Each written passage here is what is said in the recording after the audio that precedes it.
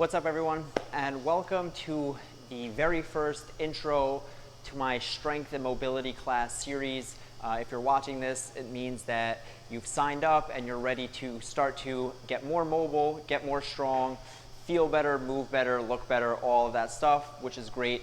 This video is an introduction to some of the principles that you're going to be learning a lot more of throughout the course of all of this. And the reason that I'm doing this video is because this style of training is very different than what you may be used to. If you've never, well, most people have never done this style of training before. It is not like lifting weights, it is not like cardio, it's not like anything that you've ever done, which is fine. This training is based on internal training as opposed to external. So traditional weightlifting, you're lifting an external load, right? You're lifting something outside of your body. All of this training is done internally. We're going to be using isometric contractions and basically using our internal body as the resistance. Now, a lot of people think, well, if there's no weights, if there's no anything like that, can it be hard? Can it be challenging? And the answer is yes. We are and can and are going to work just as hard as a heavy weightlifting session. You are going to work hard, you are going to sweat, this is going to make you stronger. But because you've never done this before, you have to learn how. So in that we're using internal training, internal loads, we need to be able to control that ourselves, right? So you're doing all of this on video. When I'm talking you, when I'm coaching you through it, I'm gonna say, I want you to work up and work hard. You have to be able to control that. So one of the analogies I'm going to use a lot is like a volume dial. So a volume dial is how we're going to control the intensity of our contractions and of our work. So if we start right now, I'm at a 0 volume. I'm not doing anything. There's no intensity here. I can dial that up to 100% max where I'm squeezing everything in my body and I'm shaking so hard I can barely talk. And then in between there is 20, 30, 40%, 50%, 60%, all the way up to 100. So the goal is going to be, one, to learn to control that dial, to go sometimes 30%. I'm going to say 30% effort. So you should know that 30% you're working, but you're not working so hard that you can't talk. 70, 80, 90% is where I start to shake. It's where I start to really, I can't talk to you. I'm sweating. I'm making this face.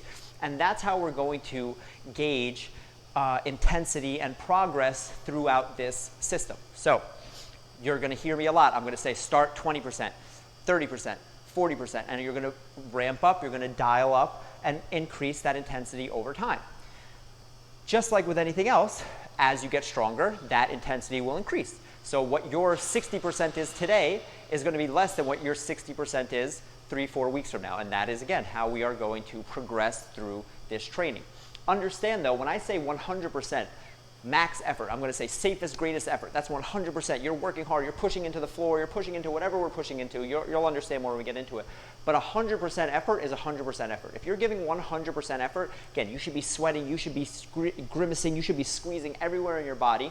And you shouldn't be able to hold it for long. So if I say give 100% effort and you told me you could hold that for a minute, then you're not giving a true 100% effort. Think of 100% effort as a squat or a bench press that you could do only one time, right? You can literally lift the weight one time, your arms are shaking, and you just get it, and you lock it out, and you couldn't do one more. If you brought the weight down again, it would crush you, right? That's 100% effort, and that's what 100% effort is here too. It's pushing as hard as you maximally can for 5, maybe 10 seconds tops. And then if I asked you to give more than that, you couldn't because you've given 100% already. So this is true strength training, just using your internal muscles, using the little muscles that we don't usually think about as much as the stimulus, as the working things to find the stimulus, because we're not using external load like a weight or like a machine.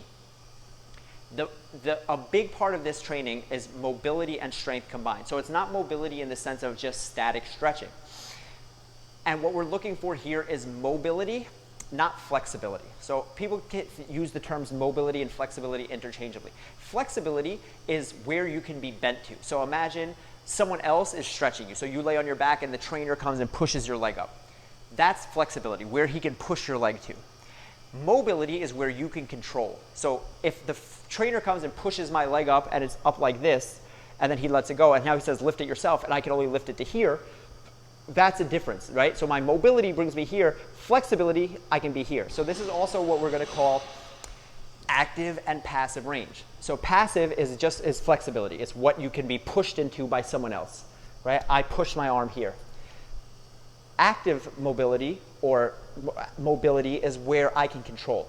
And we want to, through this training, have more active mobility, less passive flexibility, right? So I don't want to have to be pushed into a certain range to be there. I want to be able to control it. I want to be able to go there myself. And we are going to build that active mobility through the strength training stimuluses, through finding a stretch in different positions and actively training it hard with that volume dial, working up 60, 70, 80%, working hard through isometric contractions. And that's how we're going to gain strength. That's how we're going to get into these new positions and we're going to own them. So we're building mobility and strength at the same time. Okay, this all might sound confusing. Understand that we're going to start a class right now.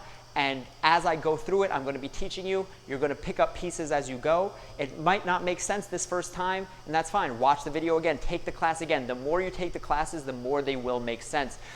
Just like anything else, you're not going to learn it the first time. There's no way that you can. Don't think, if you feel weird, even if you don't get it, what's going on through the first class, I promise you, if you do the same class 3-4 times, you will start to understand. It will make sense. You'll feel things click. You'll feel the contractions where they're supposed to be felt, and it will all start to fall into place. So every class that we do, all the classes that I'm going to be sending you are all meant to be done multiple times. The more you do it, the better you get. Consistency is key. So now we're going to start class. Feel free to rewind it. Feel free to pause when you need to, but work through the whole class. Give it a second go and a third go, and all of this stuff will start to make sense. And any questions you have, bring them to the Facebook group and let me know, and I will clear it all up for you. And we're going to start. All right, I'm here with Tommy. We're going to start, as we start every class, with full body CARs. CARs are controlled articular rotations, which some people think of as just joint circles, but CARs are actually a lot more deliberate, and there's a point to our CARs. So when we do CARs, our articulation is a joint, any joint, so my joints, my two bones articulating across each other. So I want a controlled, that's a big key here, rotation. So we're going to take every single joint through its fullest extent of rotation. So I'm going to walk Tommy through this, but you're going to see when Tommy does this, the goal is always whatever joint we're doing, whatever particular joint, so we're doing the neck, we're going to do the shoulders, elbows, everywhere. The goal is Tommy wants as much motion, as much rotation as he can get through that particular joint or segment. So we might do a segment like the entire neck at a time, or we might do a single joint like the elbow. As much movement through that particular joint or segment, and only that place. So when Tommy's moving his neck, the goal is going to be only moving his neck. So I don't want him to look like a hula hoop when he's moving his neck and his hips are going all over the place, right? Same thing with the elbow. When the elbow is moving, I don't want the shoulder moving, I don't want the wrist moving. So that's where the controlled articular rotation comes in. Now also understand that right now we're doing this as a warm-up. This can and will be done at certain times through the routine as a more training stimulus. This can be done in the morning when you first wake up as just wake up, say hi to my joints every morning. That's what I do as soon as I get out of bed in the morning. I do a full body CAR session. So we're going to talk a lot about the volume dial of intensity, right? So we have a volume dial that we can turn from 0 all the way up to 100% maximum intensity. And when we're doing this warm-up CARs, we want to be at about a 20 to 30%, 20-30 on that volume. So it's not super, super intense, but you're also not at a 0. So when Tommy's moving, I'm going to tell him, you know, like you're moving through fog or something like a dense medium like water. So he's not just flailing through the air, he's going to actually be moving as if he's moving against a little bit of resistance. All right, so it'll make more sense as we start to go. So before Tommy starts as well, we're going to start at the neck and work our way down. And before he starts each segment, he's going to create tension throughout the rest of his body. So he's going to take a big, deep breath in. He's going to exhale to turn his abs on, and then sniff a little air in to create that intra-abdominal pressure. So now, because we're going to start with the neck, he's going to create tension everywhere else. So his feet are going to grip the floor. Yep, he wants to grab his chest like this, however you want, but he's squeezing here. So his legs, his abs, his arms are all working. And now we're going to start at the neck. And remember, the goal here is that the neck moves and nothing else. So he starts by flexing the neck down, rotating his chin to his shoulder. Then he's going to drop his ear to that same shoulder, and he's going to come back around and sweep with this chin as if he's trying to make the biggest circle possible. Now again, when I say biggest circle, it's the biggest circle he can make with his neck. So Tommy could make a bigger circle. Just keep going. He's going to drop his ear here, then chin, and then sweep back around to the center part to where he started, and he's going to keep going for one more circle. So yes, Tommy, that's the size of Tommy's circle now. He could make a bigger circle if he moved his shoulders, meaning instead of just doing this, if he went like this, and now his chest and his shoulders move as well, that circle is going to appear to be much bigger. But again, that's not a circle through only the neck segment. That's a circle through the shoulders, the chest, the hips, everywhere. He's doing that hula hoop thing.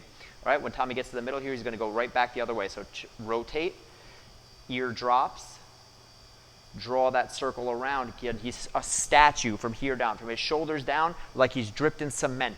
Right, he's not moving anywhere else. This is perfect. Tension check. Make sure your abs are tight. Make sure your glutes are tight. Yep, come back, grip the floor with the toes. And he's doing the 2 circles in each direction. When we do this, each class, I'm going to walk you through it. But when you're doing it on your own, you can do 2, you can do 3 circles. You can set for time. The exact amounts don't matter nearly as much as that you're doing this on a consistent basis. But like I said, the point is the biggest circle that you can get with just this segment and not letting everywhere else in the body come along and try to join along for the ride. Once Tommy finishes this second circle, we're going to move on to the next body part. All right, so we're going to work our way down. We're going to go now, we did the neck, which is the cervical spine. We're going to go through the thoracic spine. So the thoracic spine is from the shoulder blades to about the bottom of the rib cage here. So it's going to look a lot like the motion that Tommy just did, except now instead of getting motion through his neck, he's getting motion through the spine. All right? So he's going to, same thing, he's going to create tension.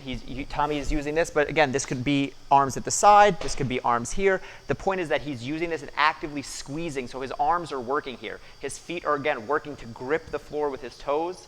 He's going to take that big deep breath. He's going to blow out. Now he has intra-abdominal pressure. Yep. And now he's going to flex down through the spine. He's going to rotate first. Then he's going to side bend. He's going to try to now draw the circle up as if he could get his chest to face the ceiling without, again, this is a very hard one to not let your hips chime in, but we're going to do the best that we can. He's going to keep rotating, rotating, rotating until he flexes down. And then he's going to draw that circle with his elbows back around to finish right where he started. And he's going to just keep passing on through for the next one.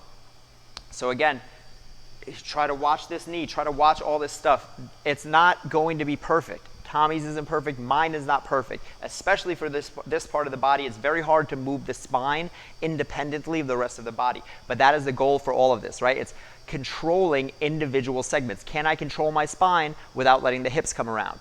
All right, now that Tommy went through, he's going to go here, rotate, side bend. So now he's going to tuck the elbow down. Good.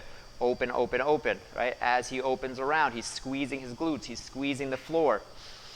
Again, like I said, Tommy's working at a 30%. He could be working hard here, but he also could be working less hard, right? He is still working. He's going to be working up a sweat. This is our warm-up before the training session.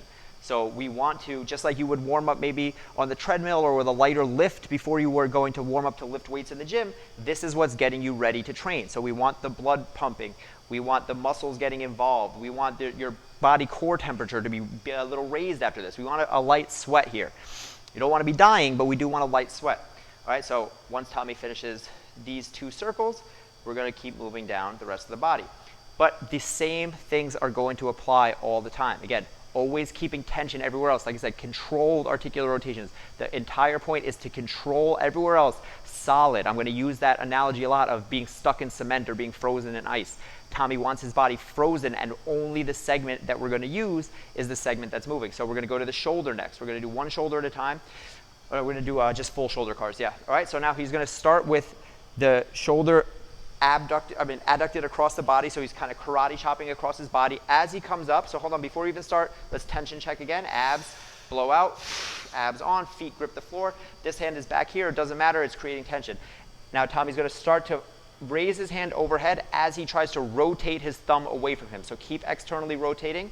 When he can't get any higher and any more external rotation without going into his chest, he's going to start to internally rotate this bicep back away from his ear, like he's trying to twist from the shoulder. So now all the motion is only coming from the shoulder here. As he's going to reach back behind him like he's giving a high five, trying to keep this elbow straight. Remember, only the shoulder is moving, and he's going to let that hand scrape across his thigh. Now he's going to come right back. You can see your inclination is going to be to lean forward or to lean back. The goal, again, is to let this shoulder move inside of the socket here. That's the goal for all of this, controlling the fullest articulation. So over time, Tommy wants to make this circle bigger and bigger. He's drawing a pretty big circle with his fingertips here through the full excursion, but over time, the goal is to make that circle bigger and bigger. So he's externally rotating as he comes up. When he can no longer reach overhead with external rotation, he's going to start to internally rotate.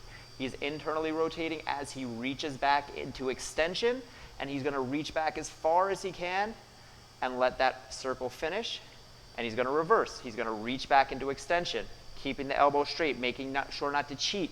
He's going to rotate as he comes back into overhead flexion, and he's going to keep externally rotating as he comes back down and around. Perfect. You're going to do it on the other side, Tommy. For people who have never done this style of training, this in it of itself can be hard. And you might see that your shoulder does not look anything like Tommy's. You might get to here. It's not about, again, drawing the biggest circle possible if you have to cheat to do it. So meaning if you can only get to here and you can now open up to get a bigger circle, that's cheating. The point is that if you can get to here, you draw that circle until it gets to here, until it gets to here, and you make your circle bigger over time. The point is to not to look like Tommy's or to look like mine or to look like what you think a circle should look like. The point is to get your shoulder to get the fullest articulation around your glenohumeral joint, which is this joint right here, that you can do right now. And you can see Tommy's is different from side to side, right? We're not perfectly balanced. Left side, right side are going to be different, and that's fine as well. You're just following along. If you get more or less, it doesn't really matter. Also understand with all of these, with all cars, slower is better, right? When we get into these weird places with our shoulder, our natural inclination is going to be to jerk past it and try to just get out of there. Our body doesn't like it. It wants to get through it fast. So you need to be consciously slowing down. Again, remember, CAR, controlled. The C is so important. Controlled articular rotations, right? This is all about control, controlling your body, controlling your internal movements. All right, we're going to go into the elbows now. We're working our way down. So now Tommy's going to start arms straight here. So understand that, just wait a second, Tommy, let me just explain. So with our elbows, the main things the elbows do are flex and extend. But they do have a little bit of internal and external rotation. If you watch this guy's face or my tattoo here, you can see this guy's face turns away, right? At a certain point. At a certain point, the rest of my bicep comes along, and that means that's my shoulder rotating. So what I want to do is turn my forearm as much as I can without letting this guy come along for the ride. So this is internal rotation of the elbow. This is internal rotation of the shoulder. So I want to see, can I control my elbow independently of the shoulder? Same thing, external rotation. I can turn this away. It's not a lot. This is external rotation of the elbow. This would be external rotation of my shoulder because now my bicep came along for the ride. So we're doing the same thing. Tommy's going to externally rotate, internally rotate, flex, and extend. We're taking the elbows through all of its range of motion. So I'm watching the bicep right here. So he's going to externally rotate first, which is turning the external outside, so turning the pinkies up towards me. And as he's flexing, he's trying to get more external rotation. Then when he gets to the top, he just did a bicep curl. He's going to flip over into internal rotation. And now he's going to press down like he's doing a tricep extension. But again, he's not internally rotating so much that he lets any of this move. So this is, from here is all statue, cement. And he's just going to flip back over. Exactly. Externally rotate as you come up. Internally rotate. And as he's going down, he's still fighting for more internal rotation, as if this could get more. It's not going to. There's no more motion that it can get, but he's trying. All right, now he's going to stay in this internally rotated position, and he's going to flex back up. We're just reversing the motion. And now he's going to externally rotate, flip the palms away, flip the forearm away, and now he's going to extend down. Again, the goal here is that the elbow is doing all the motion and nothing else. Yep, and he's going to flip back at the bottom, come all the way up, flip over at the top, and come all the way down. If you've never done this before, you're not going to do this. It's not going to be perfect. You're going to flip the elbow and your shoulder's going to come in. Good, that's fine. We're going to go into wrist now. Same thing with the wrist. All of this stuff, you have never, if you've never done this, humans, we don't move like this. We don't move just one joint at a time. We move as one cohesive piece. So me telling you to keep everything else stable, Tommy, keep all of this in ice, in stone, while you move the wrist is a very unnatural thing. You have to teach yourself to do it, but you can do it. So Tommy's going to start in this wrist flexed position. He's going to, without moving his forearm, without letting the forearm rotate, the elbow bend, the shoulder rotate, he's going to bring his pinkies in towards the midline without letting any of this change. Then he's going to extend as he tries to show the palms to the camera and bring the thumbs out to the side, and then finish that circle by coming back up and bringing the palms up as much as he can. That's one rotation. Again, Tommy wants to let his forearm go, but he needs, and the circle would be bigger if he did, but that's not the point here. The point is to get as much rotation only through the wrist. Show your palms to the camera, show, fight for a little more, thumbs out, show your palms to yourself, up, up, up, up, up. Good, and now we're gonna reverse, so he's gonna go thumbs out first, palms go down towards the camera, extend, good. Now he's gonna bring the pinkies in towards the midline and bring them up. So you can imagine here that you have a cup of water balancing on your forearms that you don't want to spill, right? So if you tilt in even just the littlest bit, you're going to spill that cup of water. So the point is to get only the rotation here at the wrist and don't let that cup of water spill even just a bit. All right. Now we're going to go and do the hips. I'm going to let Tommy hold on to the stick. Ideally, if you're doing this at home, you have a chair, a table, something next to you for balance, because we're going to be on the hip, we're going to be on one leg. The point of this is not a balancing act. So use something. This is a little bit flimsy. Like I said, I would rather it be a wall, a chair, a table, something that has a lot of sturdiness to it. But I'm going to be next to Tommy, and Tommy knows what he's doing a little bit with this. But the point is that when we get into the hips or anything that we're doing on one leg, the goal is not to turn this into a balancing act. The goal is to control your hip. So we don't want to focus too much on the balance, so it's fine to have this stick here. Okay, so we're going to do just internal, external rotation here. So just, not the full, just here. So Tommy's going to bring his knee up to as high as he can. So now his knee is in line with his hip. When we do internal and external rotation of the hip here, the goal is for Tommy to bring the heel up towards me without letting this change at all. So only through rotation, as if this was rotating on a stick here. And now he's going to sweep the heel out away from me. Nope, out. Yep, by rotating out. Now he's going to sweep the heel back in. Try to keep the knee nice and high. So the goal is not to let this drop or come in or out, and only move through rotation. So again, we are controlling the articulation of the femur inside of the pelvis, the hip joint. All right? That's fine. Switch to the other leg. So now, again, there's a rotisserie here. Now on this spit, he's going to scoop his heel out towards me. Try not to let this pelvis come up with it. So keep your knee up. Good. Scoop it in towards the middle. So hold here for a second, Tommy, if you can. This is Tommy's maximum external rotation for right now. Sweep it out towards me.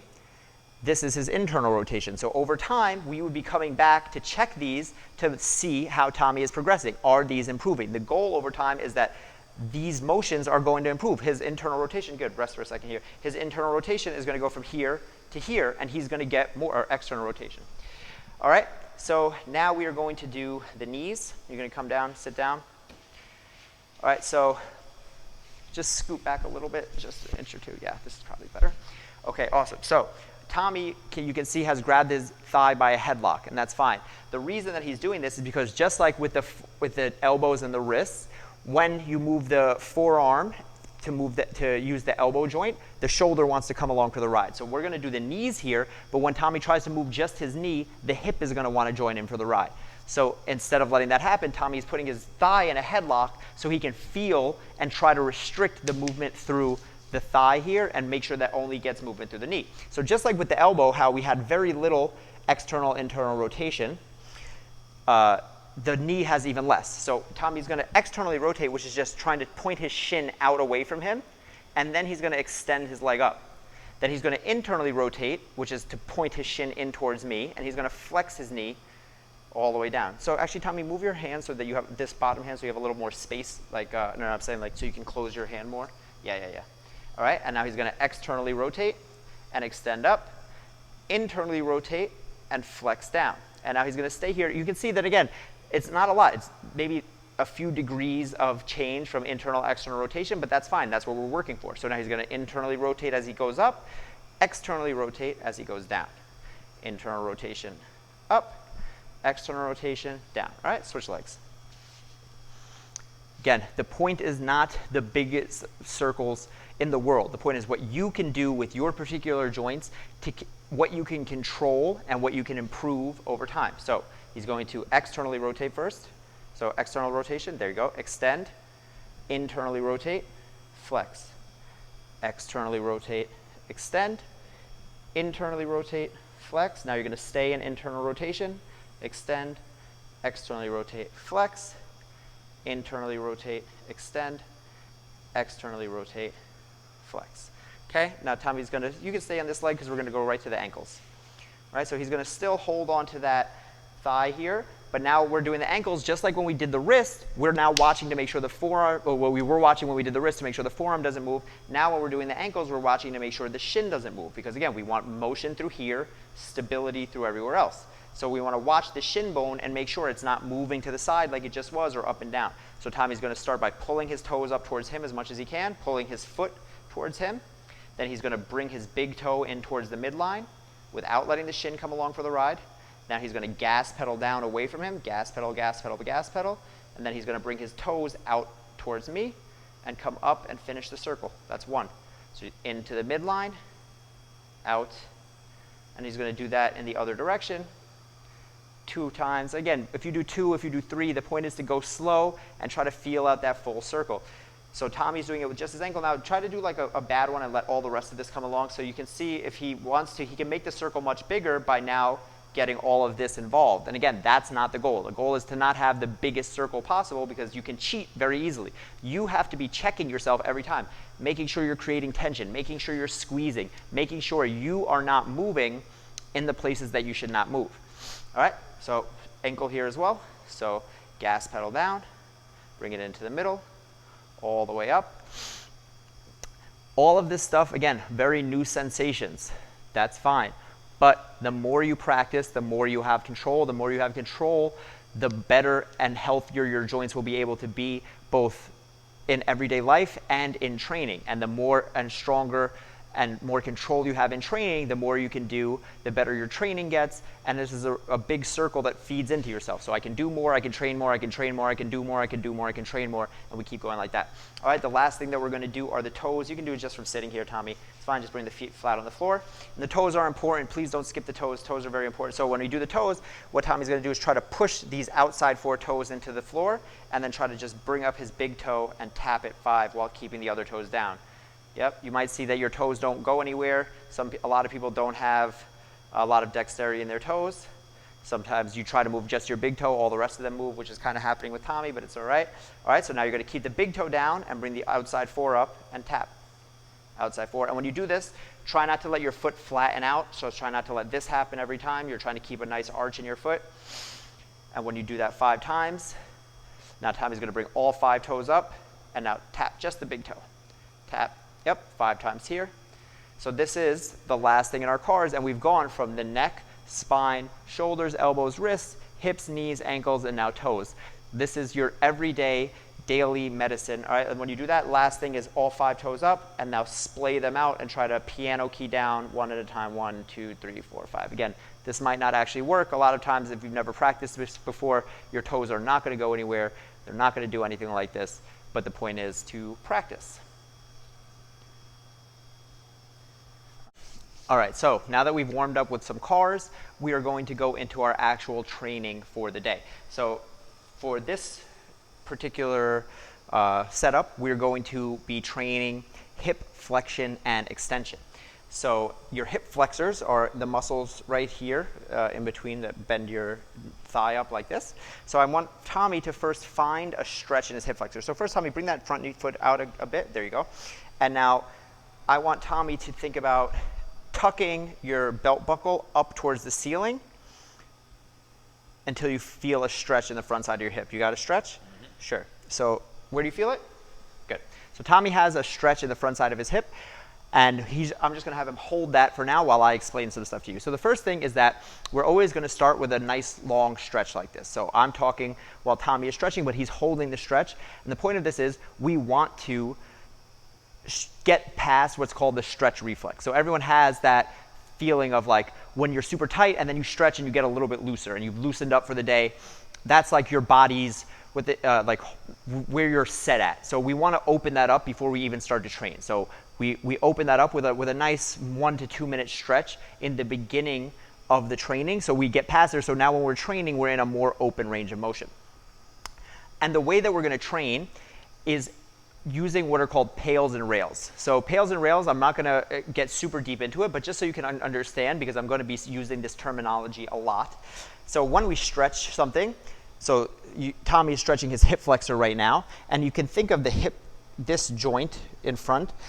When he's stretching it, this is opening. So the opening side, pails and rails stand for progressive and regressive isometric loading, right? So progressive angle isometric loading and regressive angle isometric loading. Again, you don't have to remember all this, but the point is one is progressive and one is regressive. So whenever you're stretching a joint, the opening side is progressive, right? It's getting progressively bigger. So he's opening this joint, it's progressively getting bigger.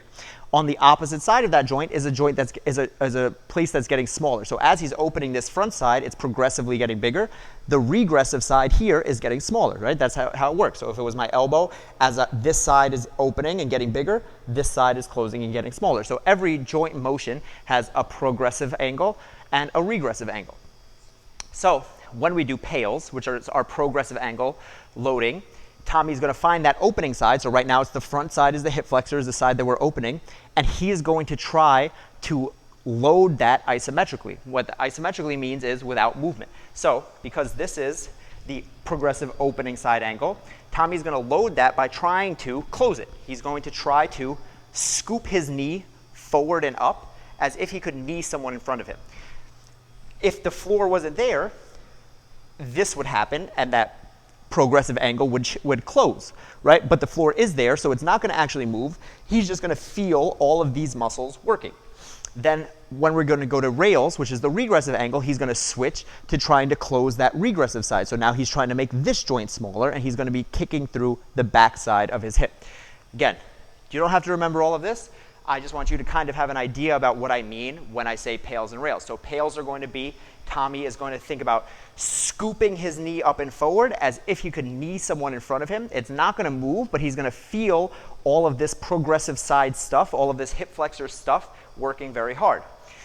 I'm also going to give Tommy the stick so he has something to balance with a little bit more, because you should be holding onto a chair at home or holding onto a table. This is not a balancing act again. So we're going to think about the same thing that we've been thinking about, which is create tension, big breath in, abs on, use the stick to create tension. He uses his hand to create tension. And now we're going to use that volume dial to start at 0 and then slowly dial up 0, 10, 20. And he's thinking about scooping this knee up and forward using these progressive muscles, the muscles of that progressive side angle to close and scoop. But it's not moving, so he's just actually feeling that stuff work and stretch a little bit more. 30%, 40%, 50%. Tommy's working hard, but there's no actual movement here. Now we're going to hold this at 50, 60%. Not maximum effort, but Tommy's working hard here. And then when I count down, I'm going to say 3, 2, 1. And without leaving that position, Tommy's going to switch. Instead of scooping this forward, he's going to think about kicking back through his heel using this glute, which is on the opposite side of the hip flexors here, to push deeper into that stretch. So we're going to hold for 5 more seconds. 4, 3, 2, and now Tommy's going to switch and try to push using the regressive angle, which is on the opposite side of the hip flexor, and push himself deeper into that stretch. So he's pushing through his glute, and he should feel that front side hip stretching out even more, because now we're using the opposite side of that joint to push deeper into that stretch. So he should feel the deepest stretch that he's felt in this hip flexor. And this we're going to work hard. You're going to push, push, push as hard as he can. He's still creating tension here. He's still creating tension through the abs. He's going to hold that for 5 more seconds, but it's important when we come out of this here, when we end the rails, he's not going to leave this stretch. You're uncomfortable. You want to come out of it. 3, 2, relax, but stay in the stretch. Relax, but stay in the stretch. Good. So we just did round 1 of pails and rails. We're resting in between now. Tommy is not creating tension, but he is still feeling the stretch here. And the point is now, when we do a set of pails and rails, it opens up that front side. So whatever we are doing to pails and rails on, so we just pails and rails our hip flexors, the hip flexors should be open a little bit more, meaning Tommy should be able to get a little bit deeper into that stretch. So he want to stay there. We want to take big, deep breaths, big, slow breaths in through the nose, long breaths out through the mouth. Because what this is doing, again, is telling our body that this new range, so we just unlocked a new range via the pails and rails overriding the stretch reflex. Now we want to breathe in it and stay here to tell our body that I'm okay here. I own this new range of motion. I can be here, I can be strong here, I don't have to be afraid of it, because a lot of what stops us from being able to get into these ranges of motion, you can see it's not Tommy's bones, he's able to get into it once he opens it up. It's our brain neurologically stopping us from being there for safety reasons, because we can't go where we're weak. All right, so now the entire point of this system of training is to open these new ranges, but not only open it, to teach our brain and teach our body that it's safe to be there so that we can own it over time. So now Tommy, we're gonna go into a second round of pails and rails. So it's gonna be the same thing. He's gonna be scooping his hip up and forward, not quite yet, right? Just stay in that stretch for a second. But when we do that, understand that he's gonna be a little bit weaker now. We opened a new range and he's in a deeper range in his hip flexor that he's not usually used to. So 60, 70, 80% when we turn that dial up might be different than it was on the last one. And that's okay. You might be weaker here. You might get crampy sensations here. All right, you ready, Tommy? So same thing. He's gonna first create tension. He's going to create tension with that front leg, with the stick, with his hand here. Everything is creating tension. And now 20%, he's going to scoop this knee up and forward using that progressive angle to close. 30%, 40%, 50%, 60%. Control the dial, 70%, 80%. Keeping the abs tight. Everything else, ab check, leg check, arm check. 80% effort and hold.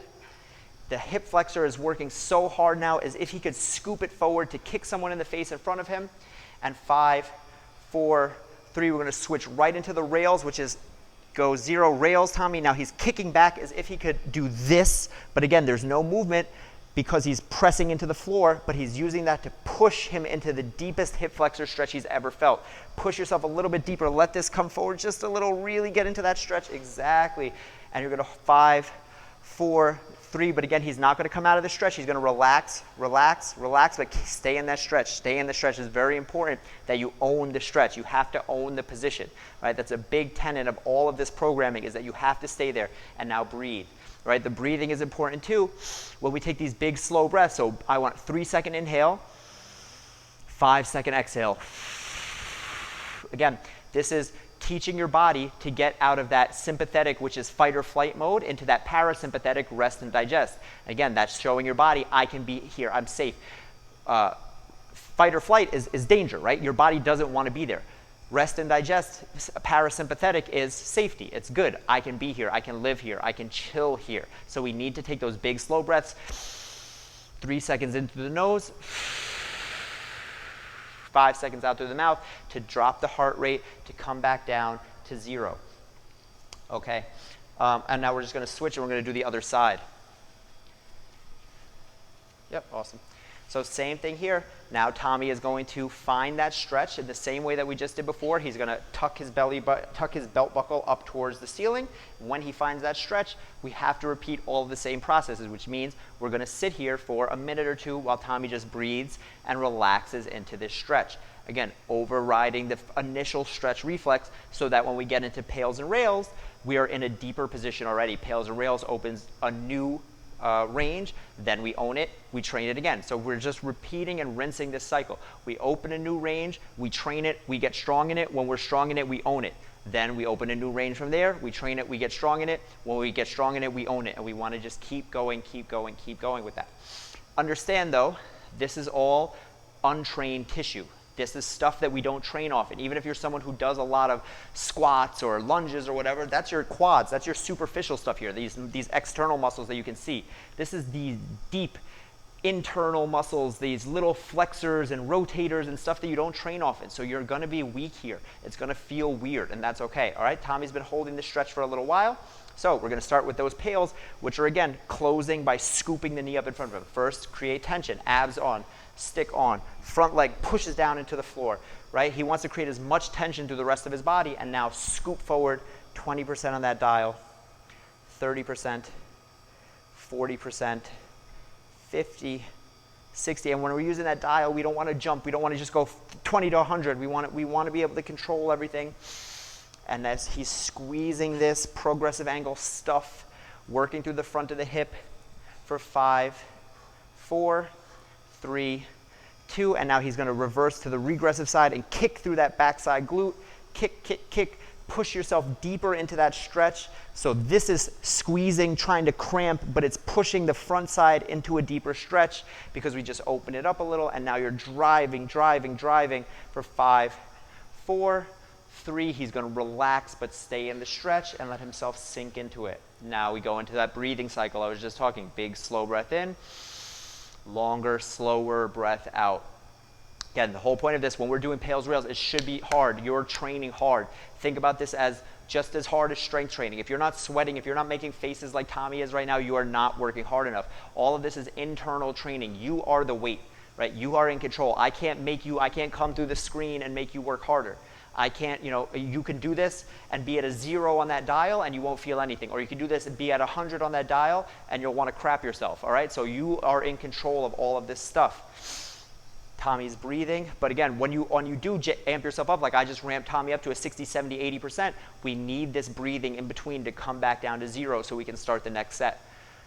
Right? This is akin to, I always say in strength training, when you're doing a set of squats, say you do a set of 10 squats, people want to jump right into the next set. If you don't give yourself enough time to come back down to 0, you didn't start from 1, you started from 11, right? You just did 10, you just went right into the next set. You need to come back to 0 to give your body a chance to relax for a second. All right, you ready to go again, Tommy? Big deep breath in, abs on, stick on, front leg on, everywhere, check, tension, tension, tension. And now pails by driving the knee up and forward. Scoop, scoop, scoop, as if you could push into my hand, but you can't, but you're trying to break through the floor. 60, 70, 80% and hold. 80% and hold. Look at how hard Tommy's working right now. He's working for 5, 4, 3, 2, and now switch right into rails and use that glute, use that opposite side to push yourself into the deepest hip flexor stretch you've ever felt. You're open now, and now you're pushing into it as hard as you can. Rails, we're working hard. There's no dialing up. We're jumping straight to 80, 90, 100% because this is a shorter contraction. 5, 4, 3, 2, relax but stay. Relax but stay. At least 3 deep breaths here. Big deep breath. You don't have to stay long, but just own it for a second. One more time. Big slow breath. Big long breath out. Good, and you can come out of that. All right, so I have Tommy here in our second training position of the day. This setup is going to be used to train hip internal and external rotation. So what we just did was hip flexion and extension, right? So this is 2 things that the hip does. The hip also does internal and external rotation, and that's like what we did for our cars, right? So when Tommy stood and he internally rotated the hip, externally rotated the hip. So now, this setup could be at home. This could be a low stool like Tommy is.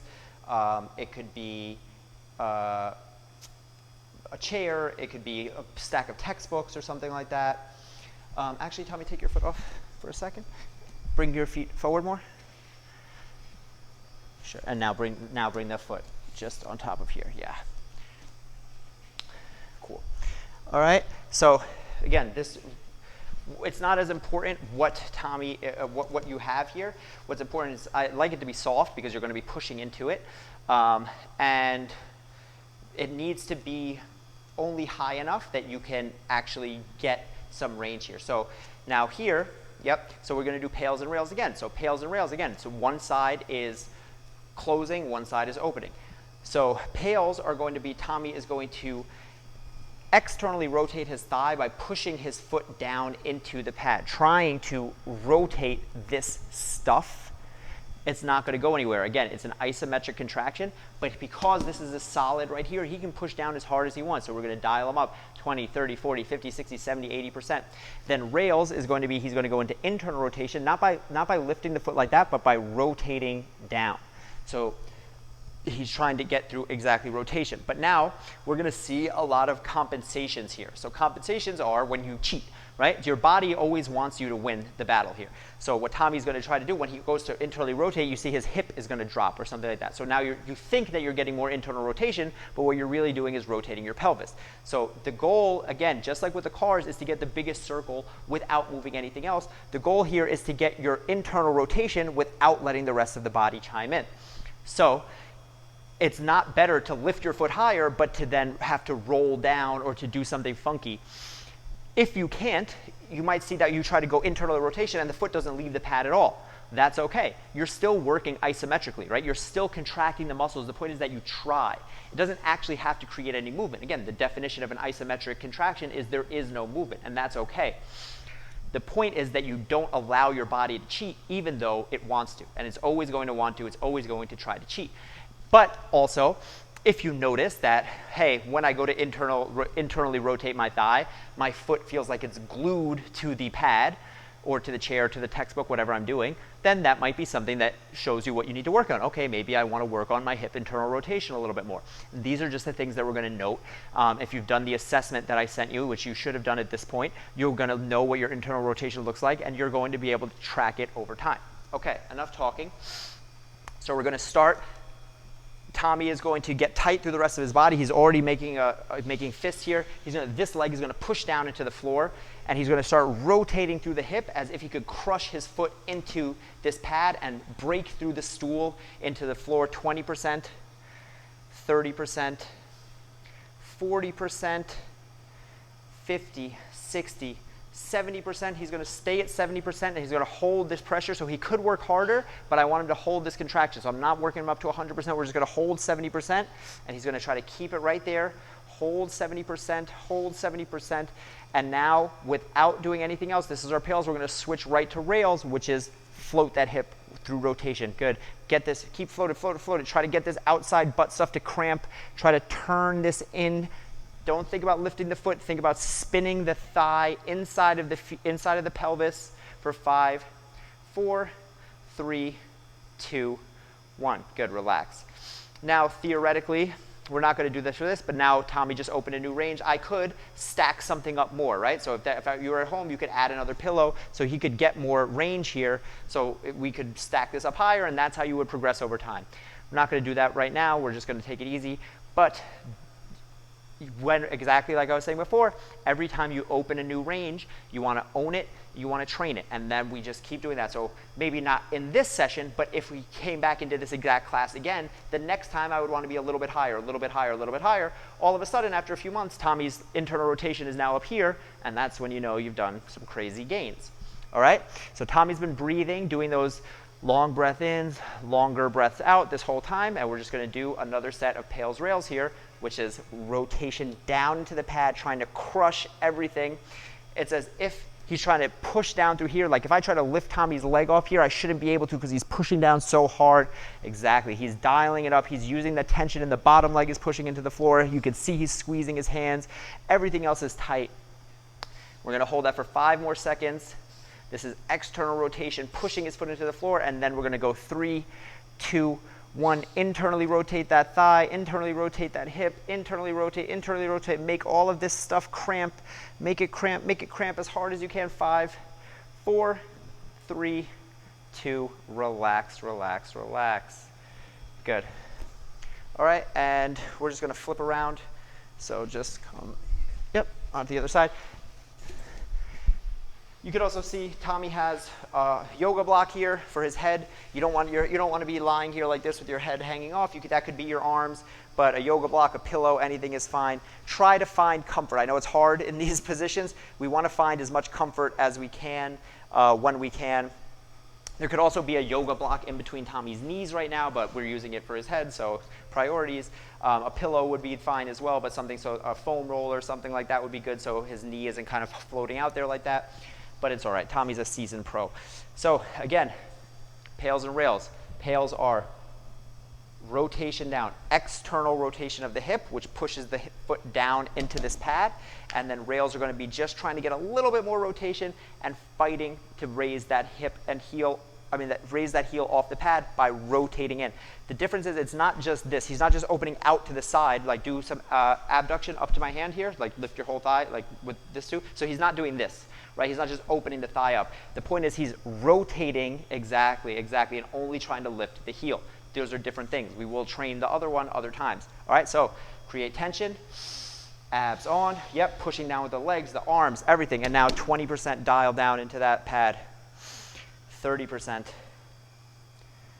40%, 50, 60, 70%, hold, hold, hold, breathe here, breathe, but hold for 5, 4, 3, 2, and now switch, rails, get light in that scale, good, lift, lift, lift. You can see that because Tommy has so much space here, this really isn't his end range. We should be a little bit higher, but for today's class, we're not gonna torture him. 5, 4, don't let this hip dial in, 3, 2, 1, relax, relax, relax. So again, because you can see, because Tommy's foot actually lifts, there should be very little of any actual lift off of where you are, because if not, that means that you're not in your true end range. So because Tommy has so much space here, he can internally rotate, go ahead and lift your foot. That means that we could have this about up to here, and that would be really where he would want to train at. So if you're at home, you play around with it, you find, you do it over time.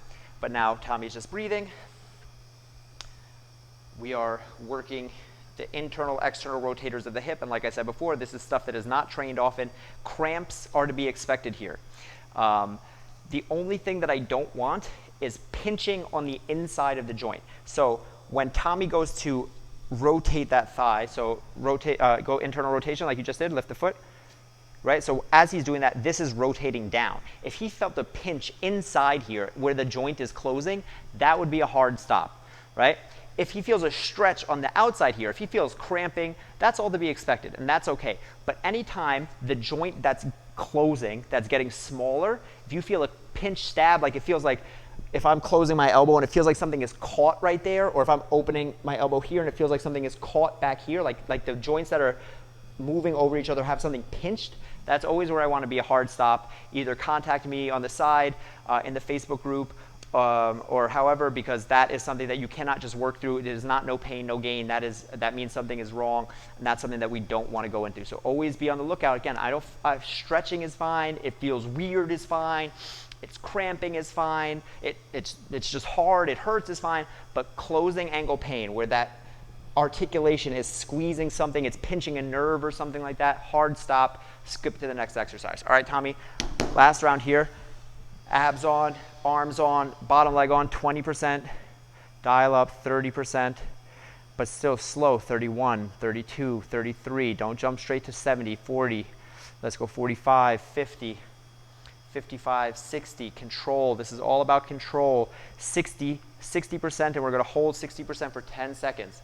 So again, now Tommy, 60% is still working hard. It's not max effort, but I shouldn't be able to lift Tommy's foot. Yep, it's pushing down. He's gonna leave a dent in this thing. He's gonna break through the box in 5, 4, 3, 2, and switch to float this foot up. Again, don't let the pelvis dump over. Just rotate, rotate, rotate, rotate, rotate, rotate. 3, 2, 1. Relax, and 3 deep breaths. Again, if you opened and came into a deeper range of internal rotation there, always stay there for a second. Always at least 3 to 5 breaths in that new range so you can own it for a second. All right, so we went over today so far CARs, which are the controlled articular rotations, and pails and rails. And these are the main tenets of this type of training. But there are a few other things that we're going to do. And one of the things that we're going to do a lot are called end range liftoffs. So end range, meaning how far you can get into that closing part of a joint, wherever it is.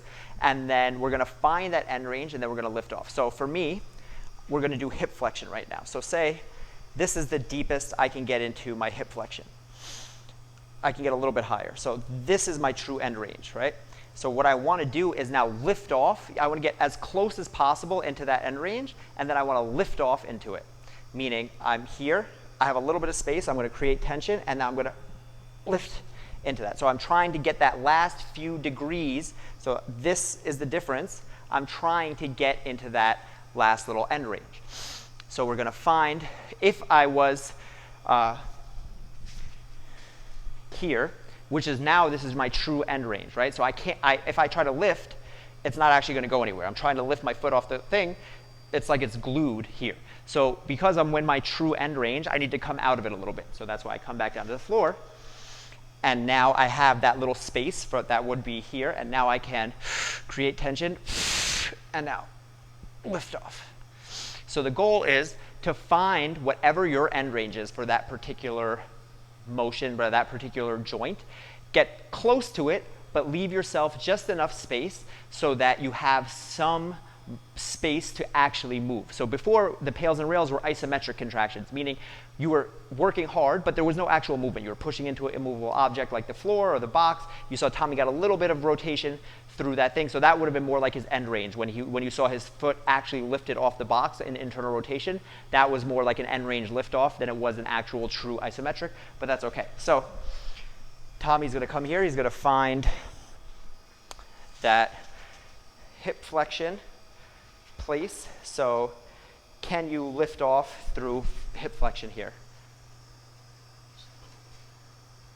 Just a little bit. All right, so yep, that's perfect. All right, so ideally, again, I'm going to be next to Tommy so he can hold on to me a little bit, because ideally you're next to something more stable, not just using this stick. But the point is, so Tommy, you can put your hand on my shoulder. So what he's going to do is exactly, so first, so we're going to do sets of 10.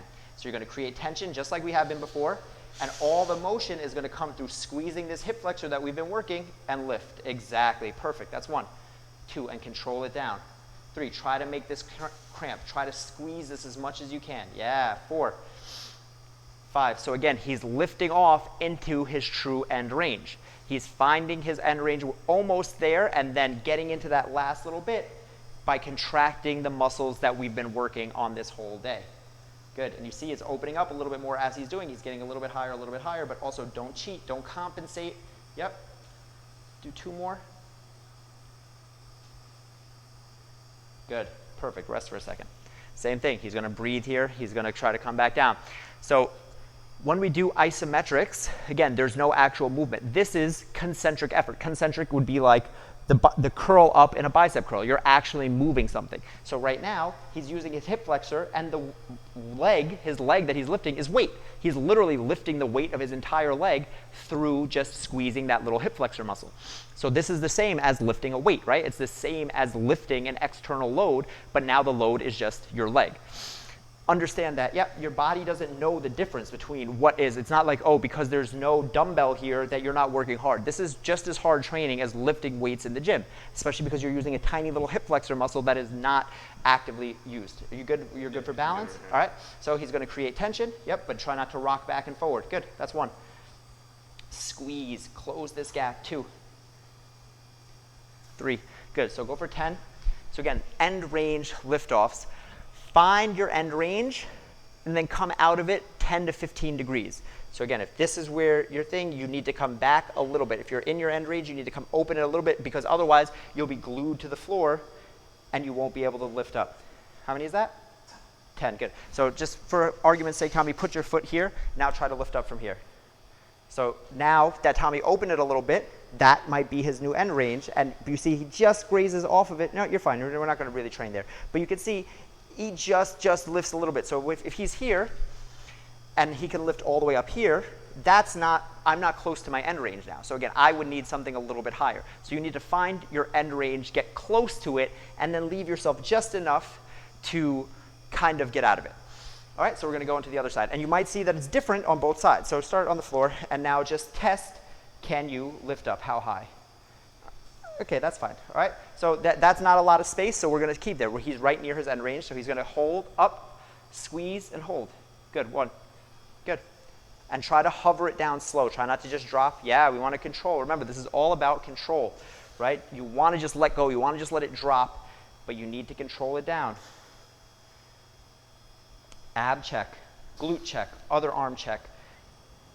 And remember, use a chair, use a wall next to you for balance. This is not a balancing act. When you get to 10, you can rest for a second. Good, rest, big deep breaths. Like I said, if you need to stand up, if this is getting a little crampy, you need to stand up and shake it out. That's okay. But the point is that when you're doing this, when Tommy is doing those liftoffs, only motion is coming through this hip flexor, squeezing up. He's not bending out to the side. He's not pushing his hips forward. He's not doing anything else. Again, statue. as if I poured cement over his whole body. Nothing else is moving. And he's working through the rest of his body. This arm is creating tension through the stick. This arm is making a fist. He's pushing it with his down knee into the floor. Everything is working maximally because that's going to allow him to drive the most tension into that hip flexor. You ready to go again? All right, 10 reps. Tension, good, exactly that. Doesn't have to be a long hold, but just enough. Hold it for a second and then float it down. Good.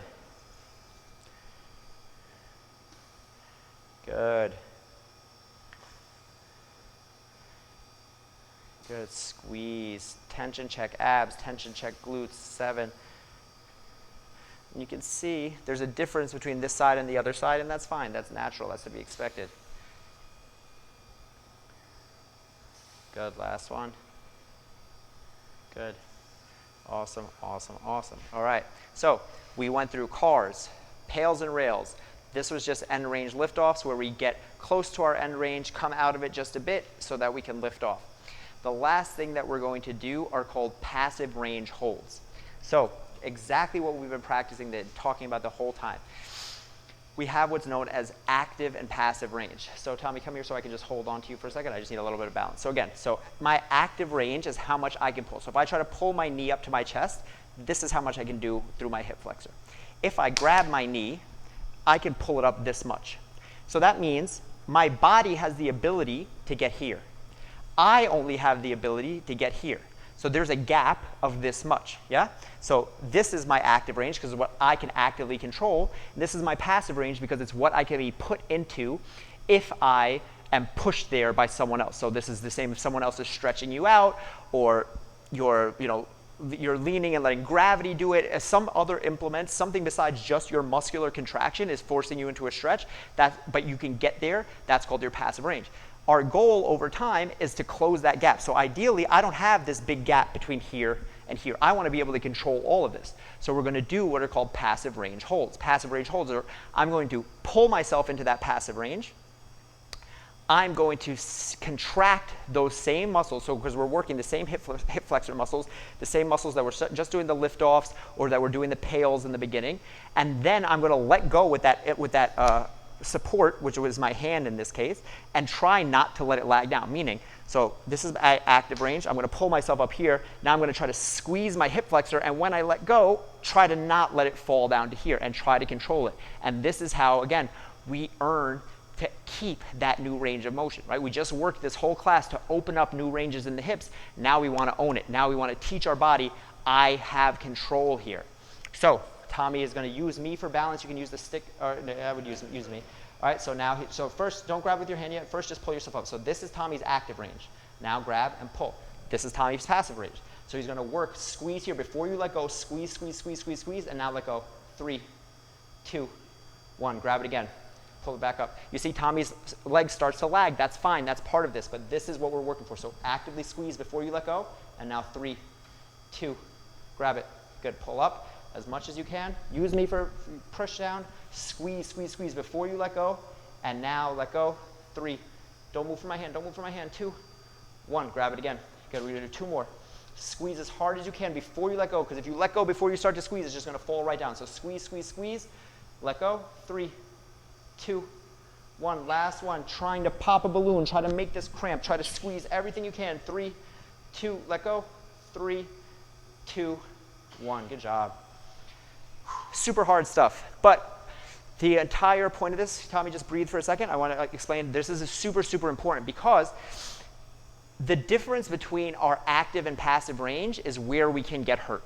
Meaning, if I can only control to here, but I have the ability to get to here, if for whatever reason I get to here, under load, under sport, if I'm climbing, if I'm running and cutting, if I fall and slip and I get to there and I get to a place where my body can get to, but I don't have control, that is where injuries happen. So that gap between active and passive is exactly what we're trying to close, because the less that gap exists, the less chance you have of getting injured when you're running to play with your kids or when you slip on ice and you go into that weird position. If you've worked to control this, you will not get injured in those situations. The bigger that gap is, if my shoulder can get all the way up here if I pull it, but actively I can only get it here, but I can do this to get it up here, that's a huge gap, and that's a huge space to get injured in. So it's really, really important, and that's what all of this training is about, closing that gap of active to passive and making it so wherever your body can get, if I can get to here, I can control it through the whole range. If I can get to here, I should be able to control it all the way up,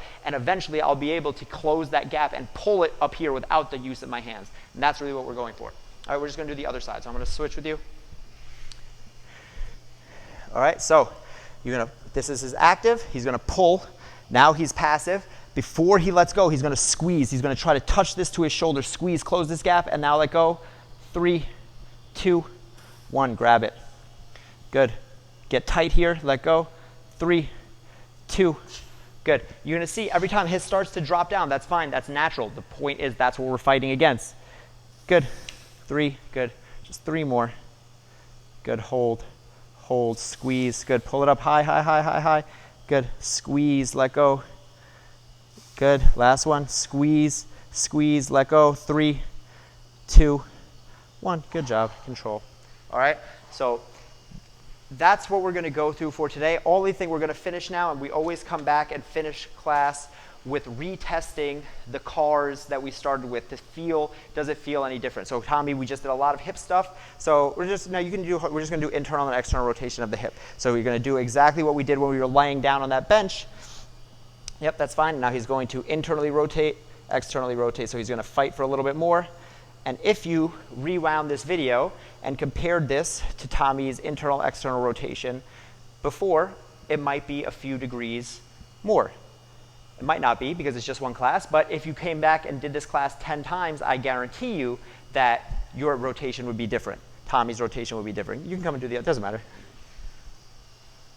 So now we're checking in. Does it feel different? Does it feel harder? Does it feel better? This is the last training thing of the day. So again, we open these new ranges. We want to own it. So rotate in there and really get deep into there. See if it's opened up a little bit and own these new positions. This is all about not just stretching and opening new ranges, but it's about opening new ranges and owning them so that you get to wake up tomorrow and be like this. I don't want you to have to stretch every day to find this new range. I want you to just wake up, jump out of bed, and have it and own it. And that's the point of all this training, and that's what you're going to be learning going forward. So I'm going to be talking about all these things, the pails, the rails, the cars. You're going to hear all of this stuff a lot. Don't worry about remembering all of this right now. You don't have to remember all of it ever. I'm always going to remind you, but I wanted you, the point of this video, to be a little bit more aware of the terminology and just the things and the style of training, because this style of training is very unlike anything that you've probably ever done. But there is a point to this. It is good for you. It will make you resilient towards injury. It will make you stronger. It will make you more athletic. There are only good things that are going to come from this. Do it, repeat it, own it. Have a good day.